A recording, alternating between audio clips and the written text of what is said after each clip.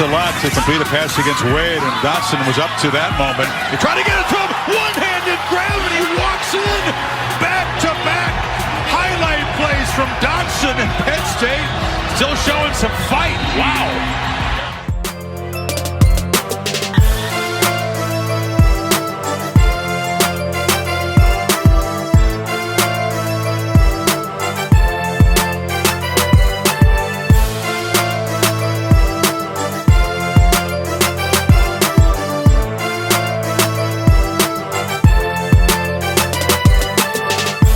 Salut à tous et bienvenue pour la 150e, et oui déjà 150 émissions du Podcast Ball. Et pour ce nouveau rendez-vous, on termine nos previews consacrés à la saison 2021 de College Football en s'intéressant notamment au programme indépendant et aux pronostics de cette saison. Notre-Dame peut-il retrouver les playoffs? Que vaut BYU sans Zach Wilson? Qui voit-on champion national? Et qui sera notre Heisman Trophy?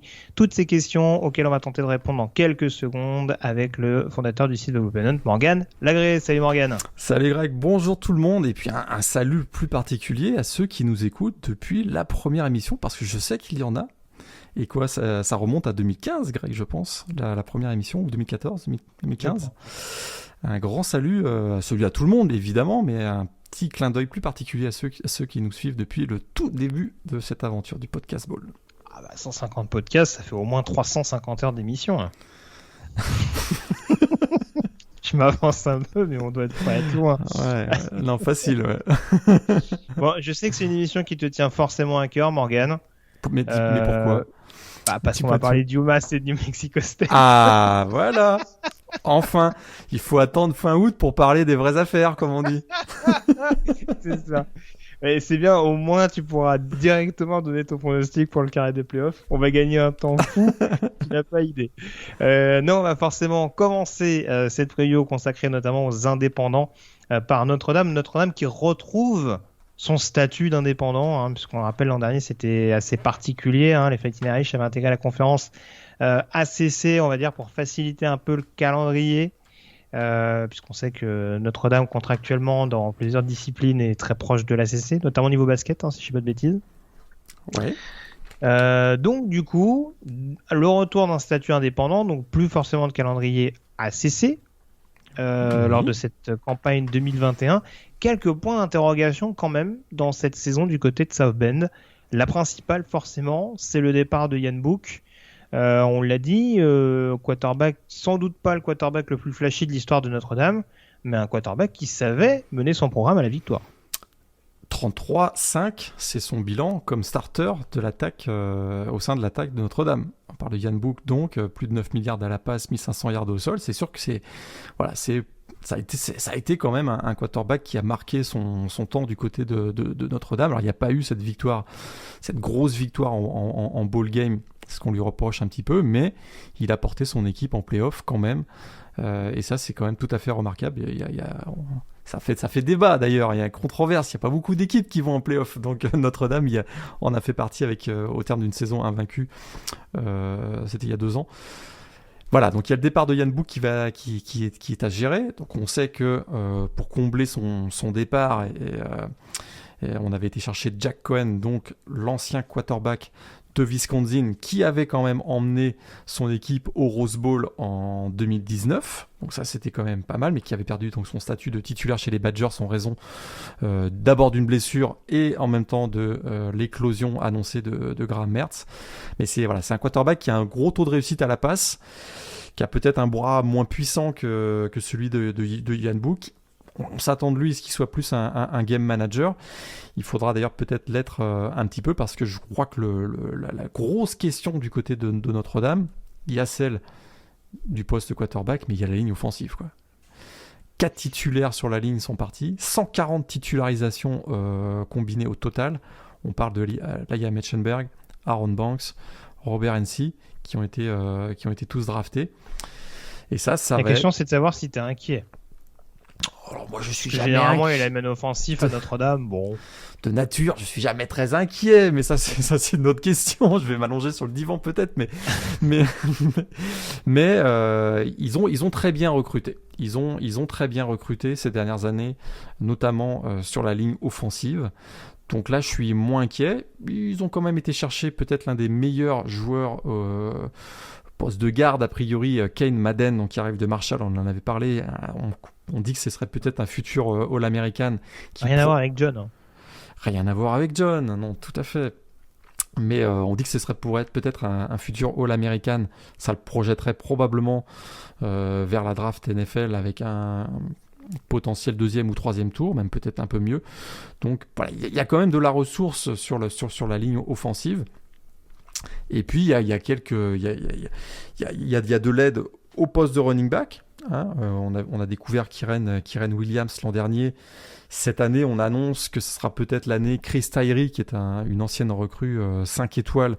Et ces deux-là forment vraiment un duo extraordinaire. Probablement un des top 5 duos au poste de running back au niveau national. Je pèse mes mots. Kyren Williams et Chris Tyree. Je suis très optimiste pour ce duo. Bien complété aussi par Baby Gronk, donc Michael Mayer, qui est l'un des tout meilleurs Titans du pays. On sait que ça forme beaucoup de très bons Titans du côté de Notre-Dame en ce moment. Mais voilà, il va falloir que la ligne offensive carbure parce que c'est le nerf de la guerre du côté de Notre-Dame ces dernières années. Quand la ligne offensive fonctionne, l'attaque fonctionne et le programme peut avoir de grosses ambitions. C'est marrant que tu n'aies pas cité des receveurs écartés quand même. C'est sûr que là, écoute, il y a eu des beaux recrutements. C'est des joueurs qui sont arrivés avec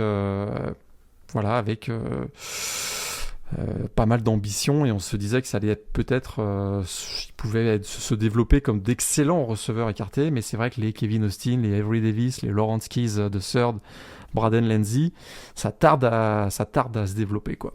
Et sans l'éclosion d'un de ceux-là, ça pourrait être problématique parce qu'effectivement, on pourrait tomber dans un jeu très unidimensionnel au sol. Il y avait pas un Jordan Johnson qui est arrivé l'an dernier ? Il est parti, Jordan Johnson. Il est déjà parti. Ouais, il a été transféré, Jordan Johnson. Il est parti dans le sud. J'ai un trou de mémoire, je m'excuse. Il est parti en Floride, il me semble. Je t'avoue que ça m'avait échappé, autant pour moi. Recrue importante en l'occurrence, mais c'est vrai que ça interroge un peu. En défense, il y a forcément le point d'interrogation avec le départ de Clark Lee, le coordinateur défensif qui a donc rejoint Vanderbilt. Il y a quand même l'arrivée d'un bon coordinateur avec Marcus Freeman qui dirigeait l'an dernier la défense de Cincinnati avec le succès qu'on sait. Donc a priori, après c'est toujours pareil, il n'y a pas que des stars sur chaque poste, mais il y a quand même des joueurs assez importants. Je pense à Kyle Hamilton notamment sur le dernier rideau. Je suis très impatient de voir ce que peut donner un Isaiah Foskey également sur la ligne. Donc globalement une recette qui devrait continuer de bien tourner du côté de South Bend. Une recette qui devrait bien tourner, effectivement. C'est vrai, t'as tout dit, mais Marcus Freeman, c'était quand même l'un des coachs assistants les plus convoités du pays lors de l'intersaison. Il y avait des gros points. Il à LSU, je crois. Il avait été interviewé du côté de LSU et effectivement, il a préféré prendre la succession de Clark Lee à Notre-Dame. Écoute, je vois pas là de régression dans le coaching staff à ce niveau-là. C'est sûr qu'il y a eu des gros départs, mais voilà, on a très bien recruté aussi du côté de Notre-Dame. Faut pas l'oublier que ces dernières années, c'est un programme qui a tourné, qui était proche du top 10. Une année, ils y arrivaient d'ailleurs à être dans le top 10 au niveau du recrutement. Et il y a du talent, il y a des joueurs qui ont déjà produit pas mal de choses. Bo Bauer au poste de linebacker, Drew White, on l'a déjà cité, Myron Tagovailoa Amosa au poste de D-line, on va dire, il peut jouer DT et DE. Et puis il y a Kirk Inish qui est un obstacle énorme, donc il y a du talent, il y a des joueurs qui seront des candidats à des tours de draft assez élevés. Et puis sur le backfield défensif, il y a Kyle Hamilton qui est considéré comme l'un des 2 ou 3 meilleurs safety du pays. C'est ça. Et Clarence Lewis, un des cornerbacks dont on parle peu, mais qui je trouve fait quand même le boulot. Tout à fait. Donc voilà, qui gagnerait peut-être plus à faire des big plays, mais bon, en l'occurrence, ça reste un défenseur assez appliqué. Jordan Johnson, j'ai retrouvé. C'est UCF, UCF.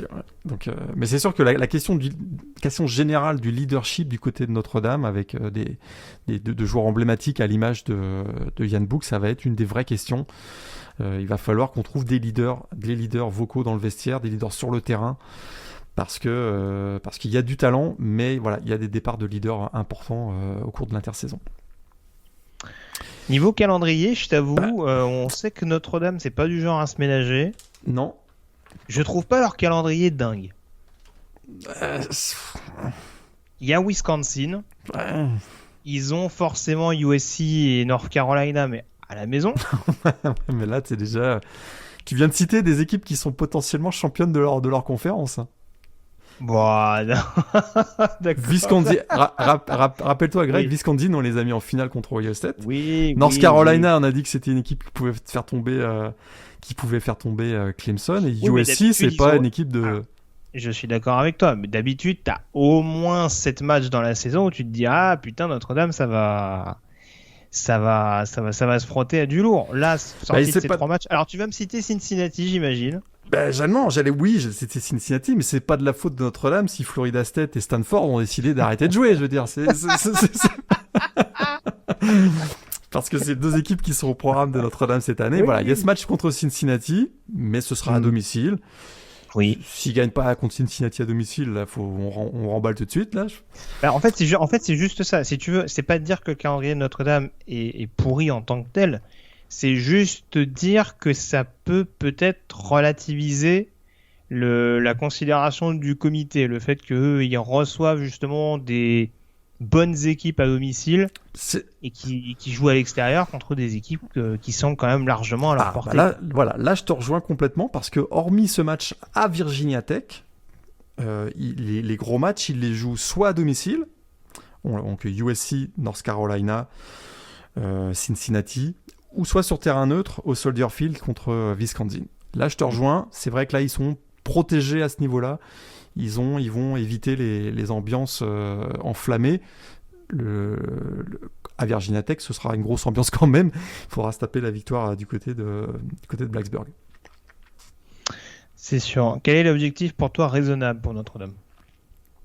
Est-ce qu'ils peuvent retourner en play-off très, très concrètement Non. sans vendre ton pronostic de tout à l'heure ? Là, il faudrait vraiment un Jack Cohen extraordinaire. Après, moi je t'avoue, quand je regarde, c'est aussi lié à ce que je disais sur le calendrier qui est pas démentiel. Bah, si. Ils peuvent facilement aller chercher 10 victoires. Hein. Facilement, pense, ouais. J'exagère, mais ils peuvent être à 10. Ouais, moi je pense qu'ils vont. Je dirais 10-2, mais on sait qu'avec Notre-Dame, s'ils terminent 12-0, ils seront quasiment automatiquement qualifiés pour les playoffs. On sait qu'avec Notre-Dame, c'est ce cas particulier. C'est quasiment automatique. Mais je les vois pas faire 12-0. Je dirais 10-2, ce qui serait. Ça reste quand même une année. Pas de transition, parce que du côté de Brian Kelly, on a implémenté la culture de la gagne, et maintenant on a établi ce programme parmi l'élite, même si ce programme est souvent moqué, parce que quand ils vont en play-off, ça se passe souvent pas très bien, mais ils vont en play-off, et comme je disais tout... En même temps, ils croisent souvent à Alabama. En même temps, voilà, ils prennent une petite tarte contre Alabama régulièrement, mais voilà, c'est une équipe qui est régulièrement en play-off, donc dans les 5-6 meilleurs, 5-6-7 meilleurs du programme du pays. Et faire en dessous de 10 victoires cette année, même si c'est une année où il y a beaucoup de départs de leaders, faire moins de 10 victoires, ce serait un échec pour Brian Kelly, je pense. Ce serait considéré comme un échec, en tout cas.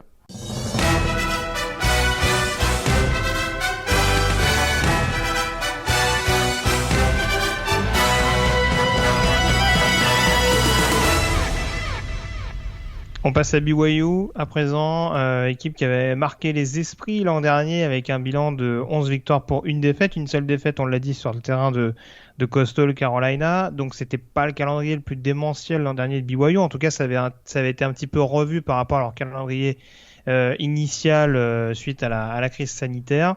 En attendant, c'était extrêmement cohérent tout au long de la saison. On se rappelle notamment de cette balade du côté de Boise State. Hein. Ouais. Je pense que du côté des fans des Broncos, on s'en rappelle souvient, encore. Ouais.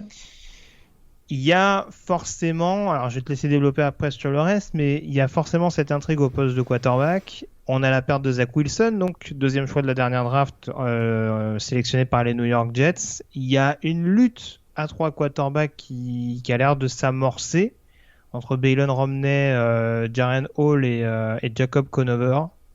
Qui, pour toi, part avec une longueur d'avance pour prendre la suite en tant que quarterback de Brigham Young? Moi, j'aime bien Jaren Hall.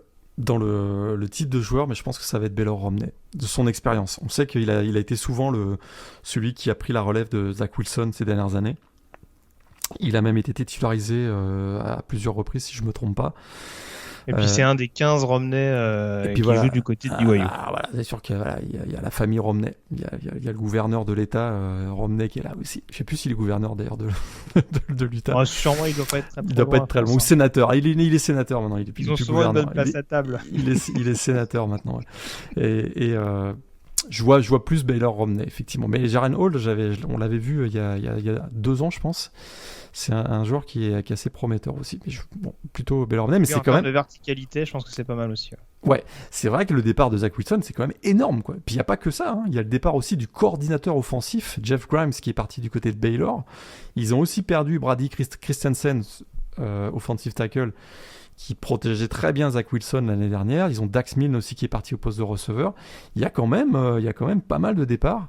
On a misé sur une solution en interne avec la promotion de Aaron Roderick, qui était l'ancien coach des receveurs, donc du côté de BYU, qui est maintenant le coordinateur offensif. Et voilà, c'est sûr que il y a cette incertitude, mais il y a des playmakers au skill position, comme on dit, c'est-à-dire qu'il y a un des nombreux Romney, donc Gunnar Romney au poste de receveur avec Neil Pao et les frères Nukua qui arrivent donc séparément. N'empêche comme quoi les rumeurs sur les Mormons, c'est pas vrai. Hein. Ouais. Pardon. Bon, il y a les frères Nakua donc, qui arrivent de Washington et de Utah, donc Puka et Samson Nakua, et puis surtout les squads de running back, écoute, ultra puissants, 2 running back. Oui. Tyler Allgeier, qui a été la sensation et la révélation de la saison dernière, qui a vraiment incarné cette saison extraordinaire de 11-1 donc de Brigham Young la saison dernière. Il fait 1130 yards au sol. Il fait vraiment un vrai joueur de big play, quoi. Et puis derrière, il a le soutien de Lopini Katoa, qui est il fait pas dans la dentelle non plus. Donc c'est voilà, il y a des armes offensives, quoi.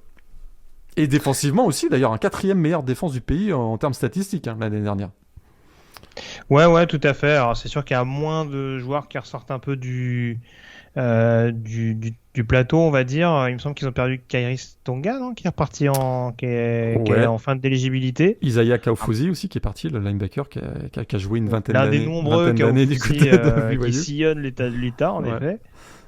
Mais non. Après, c'est sûr que c'est moins glamour qu'en attaque, mais je te rejoins. C'est sûr que ça a été extrêmement efficace l'an dernier. J'essaie de revoir un petit peu. Calendrier, par contre, pas de la tarte cette année. Hein. Alors, c'est un peu la question que je me posais. J'avais du mal à évaluer un petit peu cette fiche-là. On sait qu'ils vont commencer assez vite avec la réception d'Utah et d'Arizona State.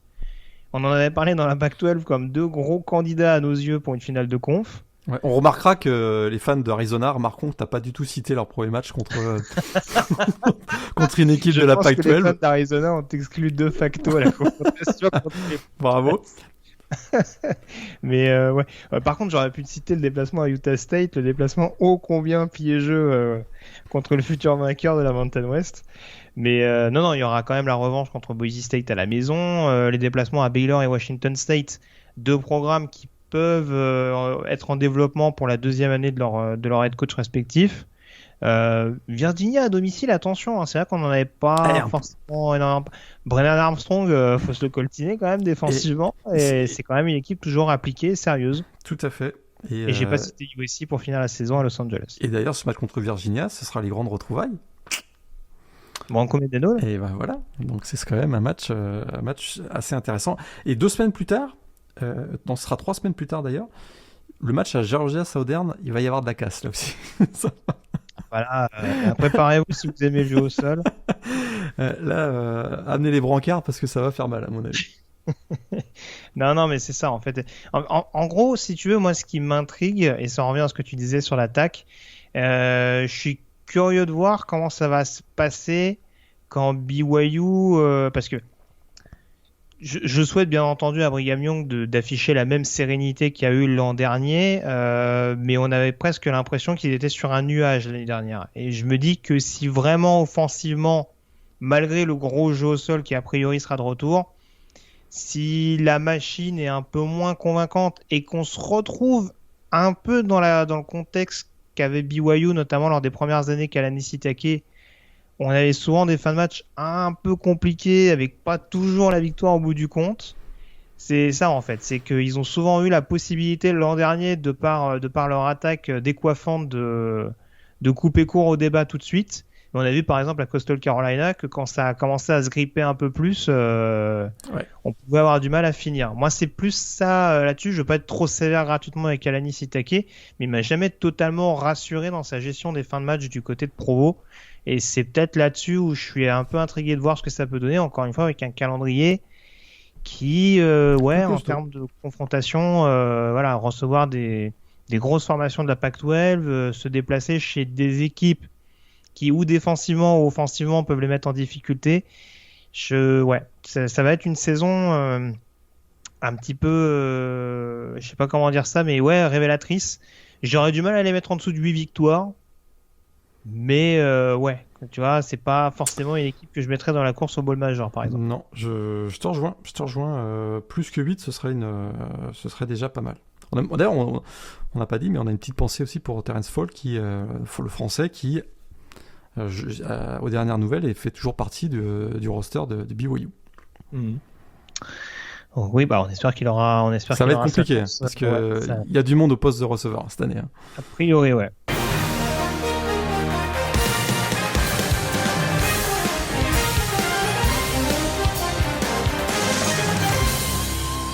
On enchaîne avec Liberty à présent, le programme un peu hype également du moment. On rappelle qu'il a rejoint le FBS il n'y a pas si longtemps que ça. Visiblement, l'arrivée de Hugh Freeze chez les Flames a fait le plus grand bien, surtout depuis qu'il a quitté son lit d'hôpital. En l'occurrence, l'année dernière, une fiche de 10 victoires pour une défaite. Une seule défaite, que je dise pas de bêtises, c'était contre North Carolina State. Controversé, fin de match controversé. Ouais.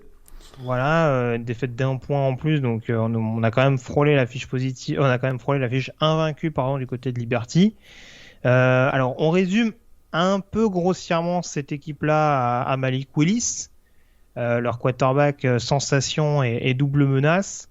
Est-ce que tu vois d'autres éléments qui peuvent faire éventuellement de Liberty un client à surveiller de près en 2021?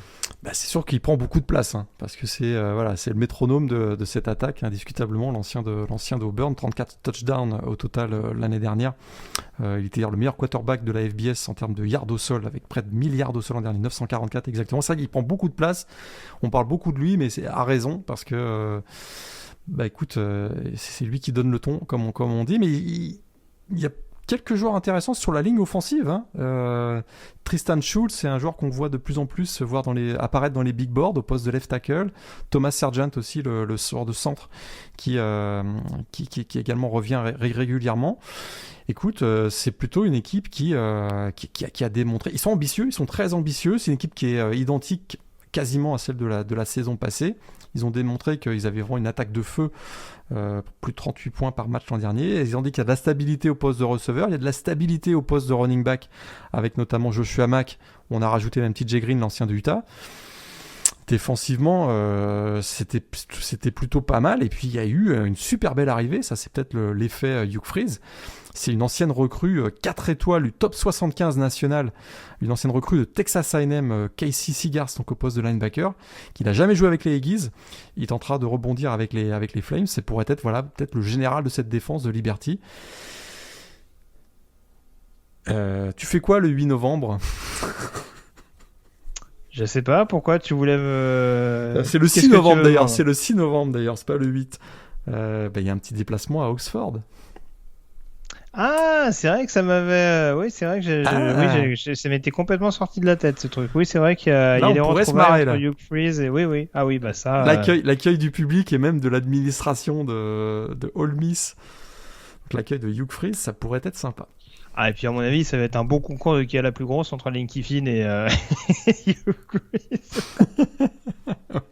À mon avis, ça peut nous donner du spectacle. En l'occurrence, vu l'ego des deux bonhommes. Je ne serais pas étonné, mais oui, ça s'annonce assez excitant. Ouais. D'ailleurs, fin de calendrier. Attends, je regarde le calendrier global, on va le donner tout de suite. Déplacement à Troy en 2e semaine. Il y a un déplacement à Syracuse en 4e semaine. Tu noteras que j'ai manqué de respect à Campbell et à Old Dominion au passage. Tout à fait. Déplacement à UAB. Attention quand même, parce qu'il y a pas mal de matchs qui sont pas gagnés d'avance. Je sais pas trop si on peut mettre North Texas dans l'équation éventuellement, vu que c'est un déplacement. Ole Miss, tu l'as dit, forcément, ils seront pas favoris loin de là. Il y aura Louisiana à la maison. Ainsi qu'Army également pour finir la campagne. Donc là aussi, on s'est pas forcément ménagé du côté de Liberty. C'est moins glamour au niveau du calendrier que Notre-Dame ou BYU. Après, les ambitions sont peut-être pas les mêmes au départ. Mais ça peut aller chercher au moins les 10 victoires quand même. Je pense que oui.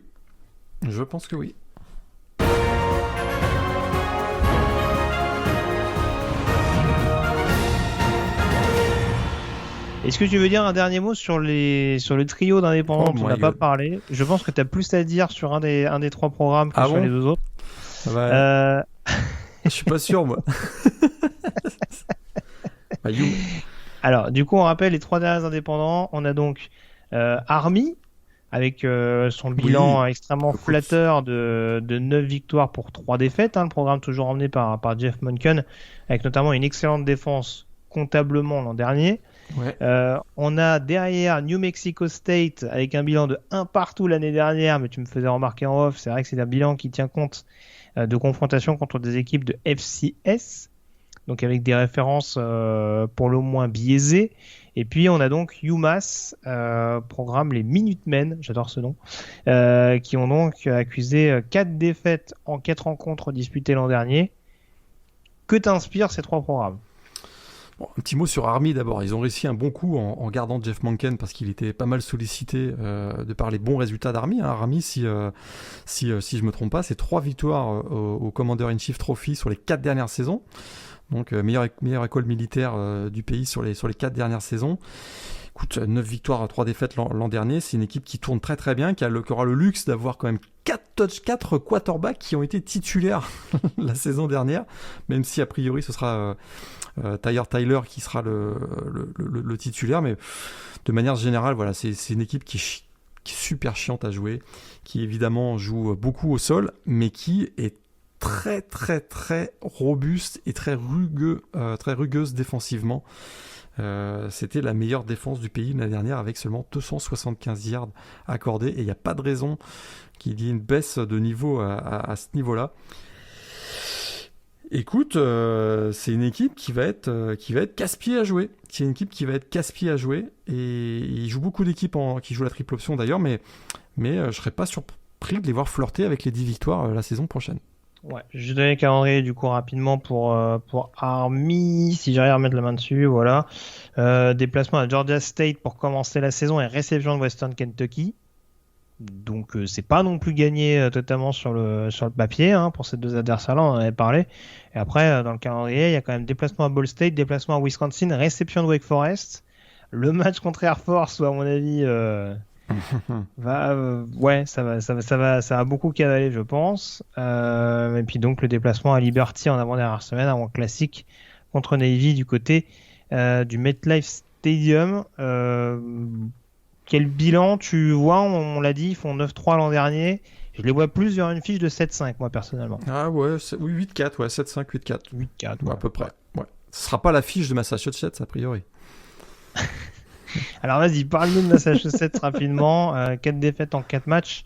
Dans le peu de rencontres qu'ils ont joué l'an dernier. Après, ils perdent contre Georgia Southern, Marshall, Florida Atlantic et Liberty. 4 équipes qui étaient pas mauvaises. Mais 12 points marqués l'an dernier. Tu me le faisais remarquer en off, un seul touchdown donc contre Marshall. Et puis, et ils ont un coach offensif comme head coach. Ils ont marqué 12 points, ils en ont encaissé plus de 150. Oui. Bon. Est-ce qu'ils peuvent faire mieux cette année, tu penses? Est-ce que tu veux qu'on commence directement par le calendrier? Ça va être plus simple. S'ils font moins bien, on ferme le programme, là, c'est pas possible. Attends, parce que... Concrètement, avec plus de matchs, ils peuvent. Mais ils ont Pittsburgh, Boston College pour commencer la saison. 4e semaine, déplacement à Coastal Carolina. Ils vont à Florida State, ils vont à Liberty. Ils sont quand même mis 2-3 équipes de FCS, puisqu'ils reçoivent Rhode Island et Maine au courant du mois de novembre. et ils terminent avec des déplacements à Army et à New Mexico State. Ça peut faire un bon 3-9. Ouais, je dirais plus de 10. Je les vois bien perdre un des 2 matchs contre les équipes FCS. Rhode Island, là, ça va être... Attention, Rhode Island. Ouais, non, il n'y a rien qui va dans ce programme. Et c'est dommage parce que Walt Bell, c'est plutôt un stratège offensif. Hein, oui, un touchdown l'an dernier, on ne l'a pas vu, mais c'est un ancien de Florida State, notamment. Donc on s'attend beaucoup mieux de sa part. Alors, c'est vrai que la saison dernière on rigole un peu parce que la saison dernière était tellement particulière, il y a eu tellement peu de répétitions, tellement peu de practice.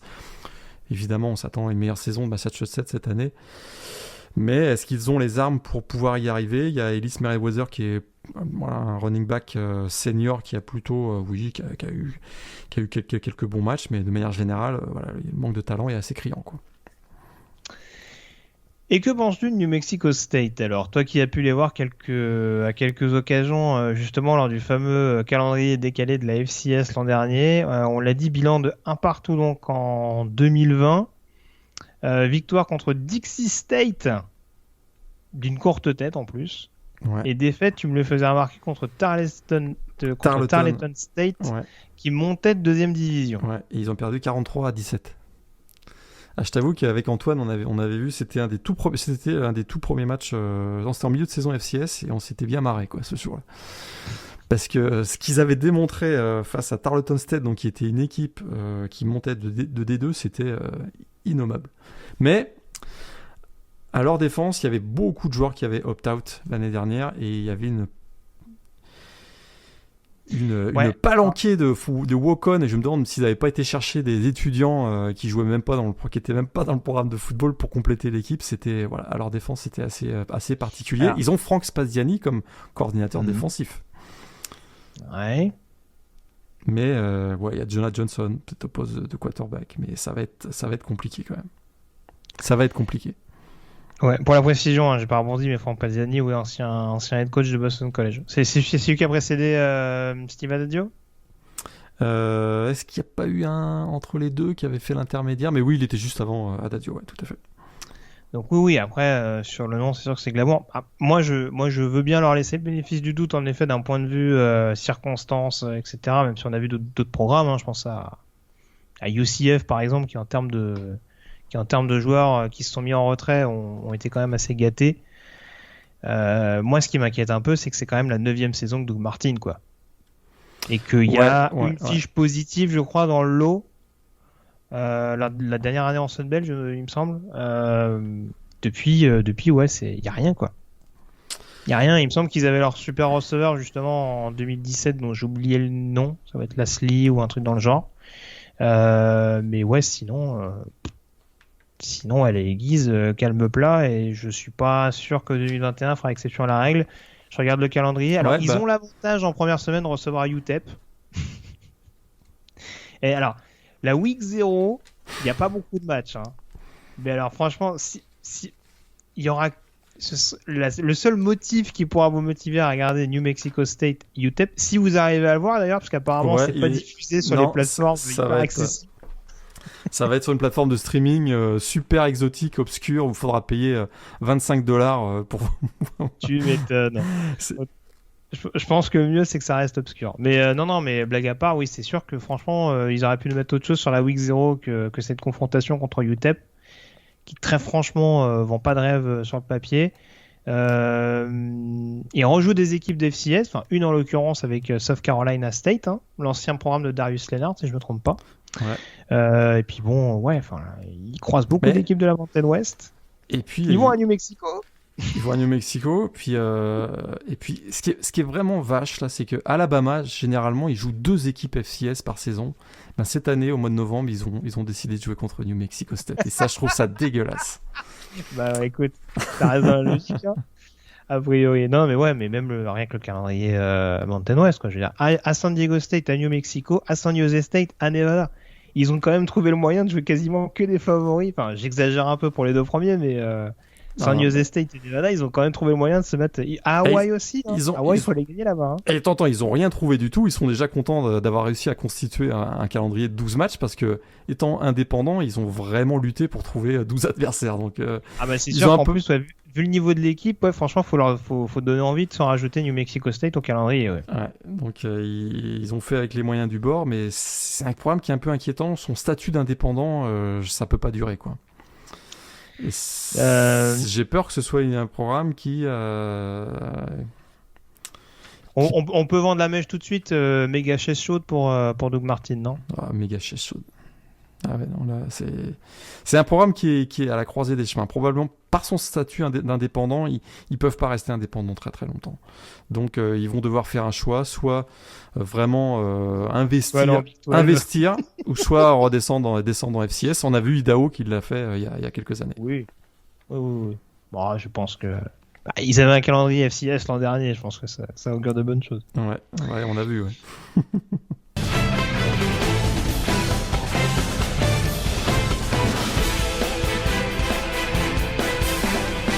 On y est donc, Morgan. On va en venir au pronostic à présent pour cette saison 2021 et on va forcément commencer par notre carré final. Est-ce que tu peux juste nous rappeler en substance, parce que je pense que, en tout cas pour les playoffs, ouais, il y aura un large contingent de ce type de représentants. Rappelle-nous tes 5 champions de Power 5.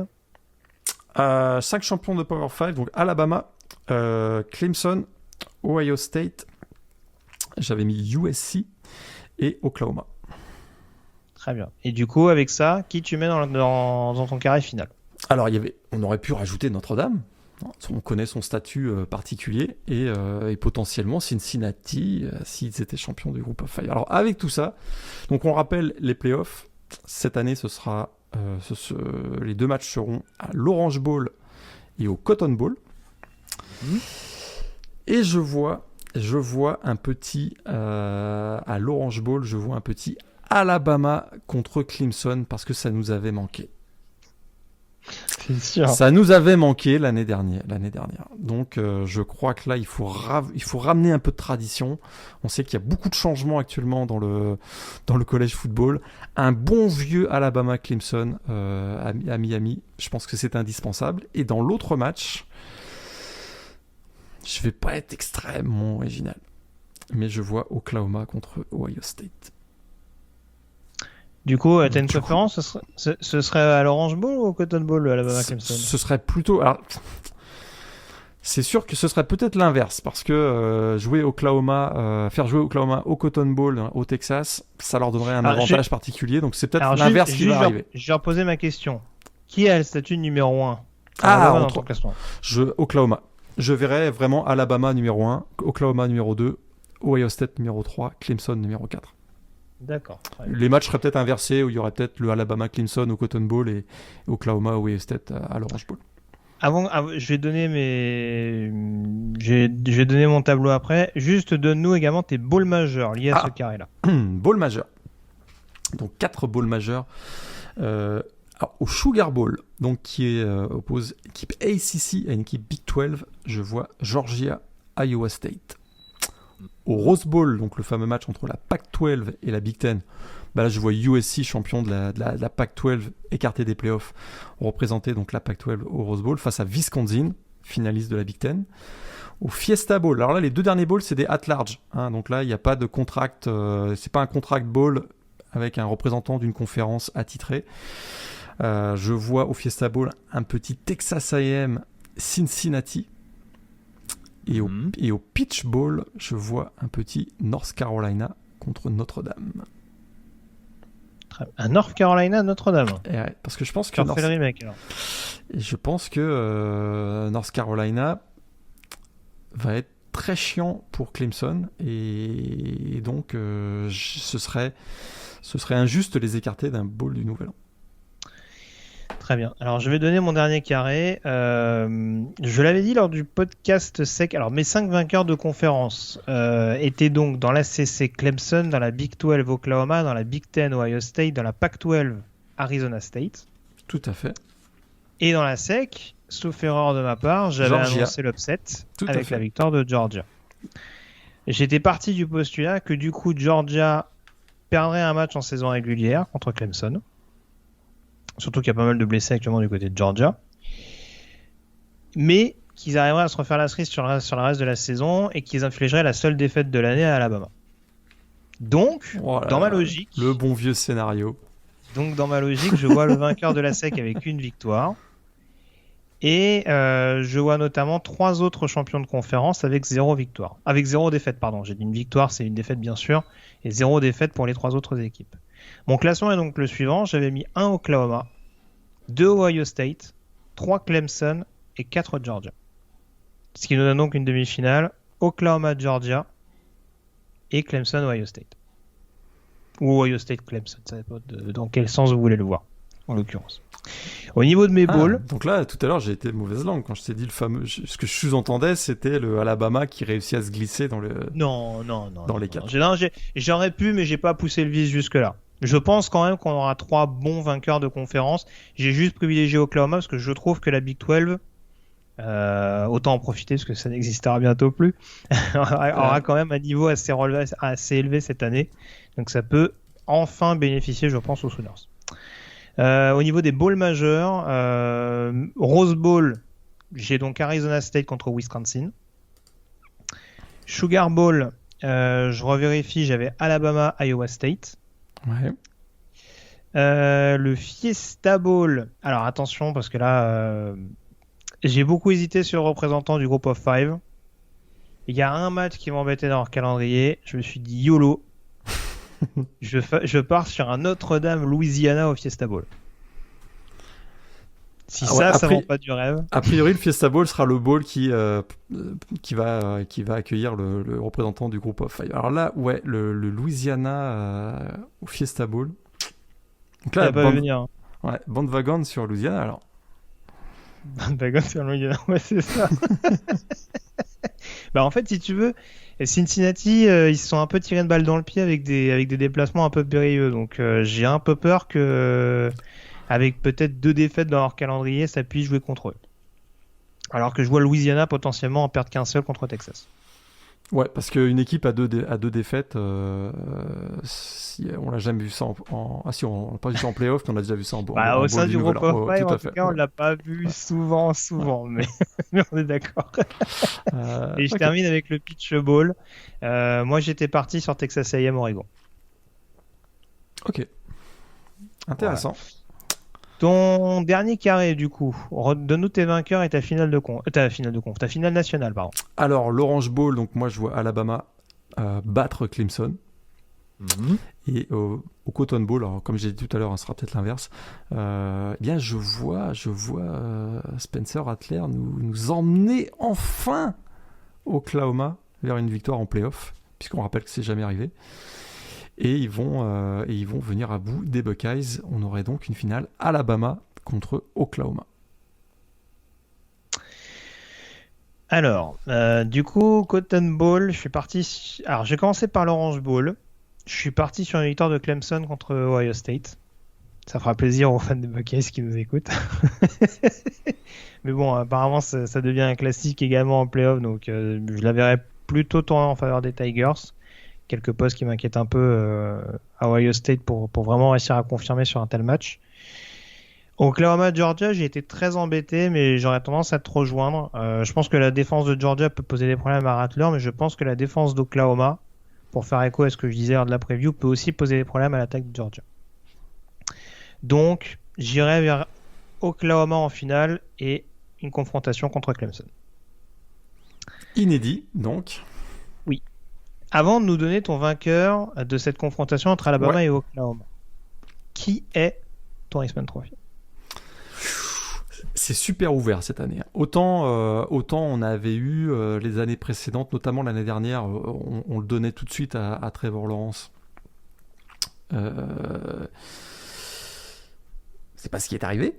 Mais là, cette année, c'est super ouvert. Et je trouve que ça se limite pas forcément au poste de quarterback. Je vais commencer par ceux qui vont pas le gagner, parce que je vais te donner un quarterback, mais je veux quand même les nommer. Bijan Robinson, le running back de Texas, je le vois faire une saison énorme, et Breece Hall aussi, le running back de Iowa State. Je crois qu'il est prêt pour faire une énorme saison, mais ça va se jouer. C'est un trophée de quarterback, hein. Il faut pas se leurrer. Et écoute, je vais suivre ma logique. Je vais y aller avec Bryce Young. Je vais y aller avec Bryce Young, qu'on n'a pourtant pas vu encore au niveau... on l'a vu, oui, l'année dernière un petit peu, mais on l'a pas vu comme titulaire, on l'a pas vu sur la durée d'un match. Mais je le vois exploser cette année. Je pense qu'avec Bill O'Brien, ça va bien fonctionner. Et je le vois prendre le dessus sur des joueurs comme Spencer Rattler, le quarterback d'Oklahoma, DJ Wagalele de Clemson, qui sera probablement aussi dans le top 5, et peut-être JT Daniels et CJ Stroud. Je crois pas du tout à Matt Corral, par ailleurs. Pour le S-Man. Moi non plus. Pour faire simple, moi non plus. Je vais pas être très original, mais Jalen Hurts a cassé la série. Je pense que ça fait longtemps qu'on n'a pas eu un quarterback d'Oklahoma Heisman Trophy, non ? Alors je sais que Spencer Rattler est un joueur qui polarise énormément, c'est pas le type de personnage que j'apprécie, mais on a quand même vu un gros potentiel l'an dernier pour seulement son année freshman, avec la pression qui est celle qu'elle est du côté d'Oklahoma et sur un poste qui est extrêmement suivi depuis l'arrivée notamment de Lincoln Riley en tant qu'head coach, en tout cas depuis la promotion de Riley en tant qu'head coach. Ouais. À mon sens, il a quand même répondu présent avec un début de saison compliqué l'an dernier, une escouade de receveurs quasiment composée que de freshmen, donc ça peut être la confirmation cette année. Écoute, s'il y a des... Avant Caleb Williams, l'année prochaine peut-être, ou dans... Ouais, c'est ça. parce qu'il semblerait qu'à l'entraînement, il soit pas mal... presque meilleur que Spencer Rattler, ce qui commence on commence à se poser des questions d'ailleurs, mais effectivement, Spencer Rattler sera un des gros candidats. On s'en doutait un petit peu du gros potentiel de Caleb Williams en l'occurrence, mais ouais, il y a largement les armes, je pense, pour permettre à Rattler de mettre la main sur ce trophée. J'aurais eu du mal à le voir sortir de la Big 12, parce que je te rejoins sur Bijan Robinson. Ça peut être un duel entre les deux, pour moi en tout cas à l'heure actuelle. La finale national prévu du côté du Lucas Oil Stadium d'Indianapolis. Alabama ou Oklahoma ? Ce sera donc Alabama contre Oklahoma. Écoute, le S-Man Trophy, Bryce Young qui va battre dans un super duel entre Bryce Young et Spencer Rattler, et je vois bien Bryce Young. Écoute, l'attaque cette année est phénoménale du côté d'Oklahoma, mais la défense va mieux aussi du côté d'Oklahoma, mais ça ne va pas suffire pour faire tomber l'équipe d'Alabama, qui va faire un back-to-back qu'on n'a pas vu depuis 2011-2012 du côté de Tuscaloosa. Tout à fait. C'est les derniers d'ailleurs à l'échelon national à l'avoir fait. Absolument. Donc en effet, pas de victoire pour Oklahoma dans le Trevor Knight Bowl. Le premier chagriné en l'occurrence. Ok. On aura peut-être Katy Perry qui sera fictif, un kick-off virtuel. C'est Katy Perry qui va chanter l'hymne national peut-être ce jour-là. Tout à fait. Tout est déjà écrit de toute façon, on le rappelle. Chaque année on fait des scénarios what the fuck qui ne voient jamais le jour, et ça c'est bien triste. Si on pouvait être aussi efficace en FBS qu'en FCS. Ouais. Pour ceux qui suivent le college football depuis quelques années seulement, là, allez voir sur YouTube Katy Perry, Trevor Knight, et vous allez comprendre. Trevor Knight s'est fait une réputation auprès des célébrités lors de sa confrontation contre Alabama. C'était quoi ? C'était le Cotton Bowl ? C'était quel match ? C'était un Sugar ou un Cotton ? C'était un Sugar Bowl, absolument. Ouais.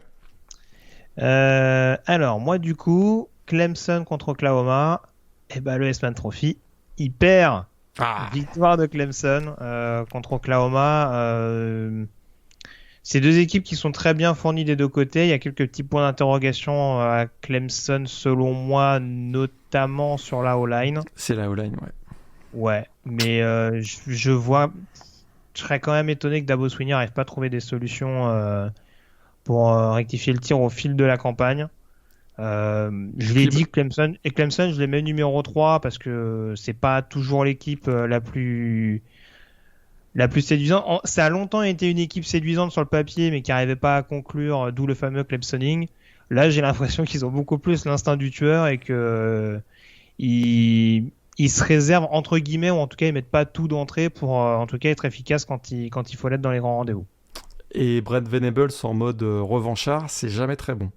Hein, oui, en plus, exactement. Et il a un petit front de fort qui peut être sympa cette année. Du côté de Clemson. En plus, je t'avoue que c'est rentré dans mon équation parce que je nommais pas le niveau de la qualité de la O-line des Sooners. Donc oui, je pense en effet que la défense d'Oklahoma peut avoir un rôle prépondérant dans une potentielle finale contre Oklahoma. Mais on suivra en tout cas avec attention ce que ça peut donner. Voilà en tout cas ce qu'on pouvait dire sur cette preview de la saison 2021. Vous pouvez vous refaire éventuellement tous les podcasts avant le lancement officiel de la saison. Je parle notamment de la saison 1, parce qu'on rappelle que la Week 0, c'est une petite mise en jambe, avec surtout UCLA Hawaii en toile de fond et éventuellement Illinois Nebraska pour les amoureux de la Big Ten. La Week 1, on le rappelle, on aura l'occasion d'en reparler dans quelques jours. Ça va être très animé. Il y a beaucoup de grosses affiches pour démarrer et on va pas être déçus pour le retour, la reprise des hostilités et surtout le retour d'un public plus massif en 2021. Ça va repartir en force. Absolument. Merci encore Morgane d'avoir été en ma compagnie. On se retrouve donc dans quelques jours pour commencer à s'intéresser de près au match de cette saison de college football. D'ici là, passez une très bonne semaine avec plein de rencontres NCAA au programme. Salut à tous. Salut à tous.